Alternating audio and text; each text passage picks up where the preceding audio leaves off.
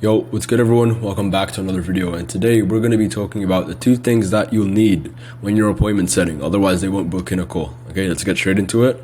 Like, comment, subscribe if you're new to the channel, and one-on-one mentorship slots are open, so click the link down below if you're interested and want to be part of it. So, first thing is leverage. Shoot. Okay, first thing is report. Second thing is leverage. And if you've been following the channel, you'll know, you probably guessed that these are the two things that you'll need.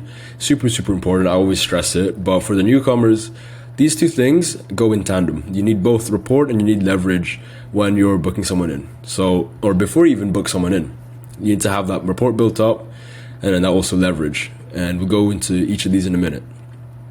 So when it comes to report, all it basically means is like trust, familiarity, relatability. Basically, do they like you and trust you? Okay, that's the bottom line of what report basically means. Obviously, we're not going to book in with someone. If we were a prospect, we're not going to book in with someone that we didn't like or didn't trust. So you need to put yourself in the prospect shoes, and they'll be thinking the same way. So do they know you? But do they even like you, or do they even trust you? Okay, so you need to make sure that trust is built. Make sure that they actually, someone like you, that they don't have to be like diehard fans, but they just have to like you enough to want to continue speaking with you, okay? And how you know if they like and trust you, I mean, it's a gut feeling, but there's some telltale signs, if they're carrying on with the conversation and they're being cordial and they're giving like not just one-word responses, because if they're giving one-word responses, chances are they probably don't like you or trust you enough, so you need to build rapport.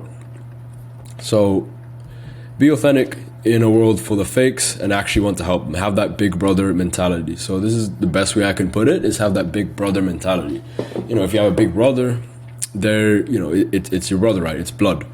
They might be harsh to you at times. They might need to tell you things you don't want to hear, but things that you need.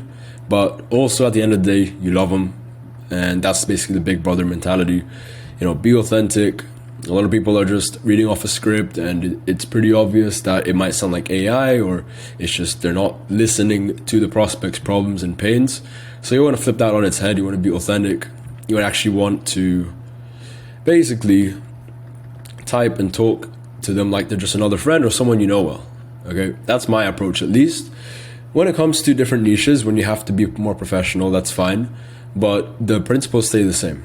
But if I'm in another offer, for example, if you're in an offer where it's not, you don't have to be as formal, then what I do a lot is I talk a lot of, I put in a lot of slang. I'm a bit more informal. I have to, again, because as a setter, you're pretending to be the business owner if you're setting from their account. So if most chances you are doing that, you have to pretend like you're them. So if the business owner is a younger guy, for example, a guy in his 20s and the demographic is in their 20s, you have to kind of speak like you're a guy in your 20s, even if you're not. And then if it's someone who is a bit more formal and the niche is a bit more formal, it's an older gen, then you need to type like you're an older gen, okay? But principles remain the same. You want to build that rapport. You want to make sure they like and trust you, that you're authentic, that you have that big brother mentality, because there's times that prospects will tell you things that don't make sense, but to them it makes sense, or they might not feel like they need help when clearly deep down they actually do. So you can need to kind of like guide them and show them in a big brother mentality way that they actually do need your help, okay? Type like they're, like I said, type like they're just another friend or someone you know well. So don't just treat them like another prospect, another transaction. You also want to add that human element. Just be human. Just type like they're another friend. If you're stuck on building rapport, just type like they're another friend or someone you know well. If you're speaking to someone and you're stuck on what to say next, just ask yourself, what would I say if this was someone I knew well, or someone I've done business with before, or if it was one of my friends, and then the answers will come to you. And always show that you're listening, empathizing. So saying phrases like, yeah, totally makes sense, or yeah, I got you, or okay, I understand.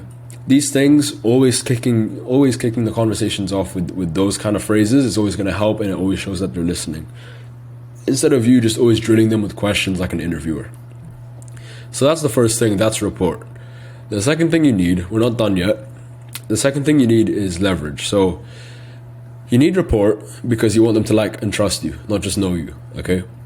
But you also need leverage because you can't just have rapport but have no leverage. And what leverage essentially is essentially giving them a reason to hop on a call in the first place. Most people are busy, most people are lazy, most people won't take action, most people will want to stay in the same situation even though it doesn't benefit them because they're comfortable, right? Most people don't want to take time out of their day to hop on a call with a potential stranger and, you know, potentially have to buy and invest in several thousands of dollars into a product or a service. Okay, so that's just how it is. But that's why we need leverage. So leverage is basically reason to take action, booking a call. And that can come in many different ways. The ways you get leverage is by getting their pains, getting their desires, getting both if you can. And time can also be used as leverage.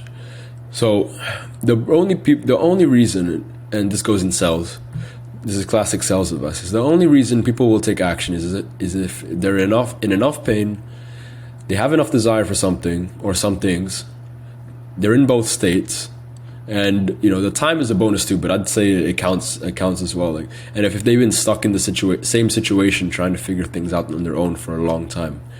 Okay, so those are the reasons why people will take action. And if you can draw those reasons out by asking the right questions, so for example with pain, it's okay, what are some things you're struggling with right now? What are some things you're struggling with right now? What are some bottlenecks? What are some challenges?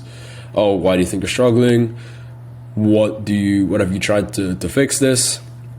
That's pain. How long have you been in that situation for? And then desire is on the flip side. Okay, what sort of goals do you want? What do you want to actually achieve in this industry? Yada, yada, yada. And I don't know why there's this emoji that pops up, but anyway, desire. And then if you can have both is super, super powerful. Like if you can have both, I'd always opt for that. So if they have pains, if they have desires, and then you can get time as well. If they've been stuck in those situations for a while, or they've been wanting XYZ goal for a long time, then that's great, because then it gives them more. It's more likely they're going to book it now. So you got leverage, and you also got rapport. Rapport, they like you, they know you, they like you, and they trust you. They feel like you're genuine. And you're showing that you're listening and not just another person trying to set them. And then leverage is there to actually give them a good reason logically to hop on a call. If they've been in pain for a while, if they're not growing their business, if they're struggling to get leads, for example, and you know they've been wanting to hit 20, 30K months in their business consistently but haven't been able to, if you combine these two, it's going to be powerful. It's a dangerous duo. You need both, in my opinion, and this is how you're going to book calls like autopilot. Once you have enough rapport, once you have enough leverage, go pitch, book in the call, and then do any sort of pre-call confirmations after or follow-ups. Okay, so that's it for today. Those are the two things you need. Otherwise, the prospect will never book in a call. And any more questions, just shoot it in the comments below. Hope that makes sense. Go into my YouTube channel, my Appointment Setting 101 playlist, if you want more deep dives into these topics and just more sauce on how to set meetings consistently and have conversations, especially if you're new to it. That's really going to help you out. But anyways, those are the two things you'll need: rapport, leverage, and balloons, clearly. But yeah, make sure you like, comment, subscribe if you're new to the channel, and I'll see you in the next one.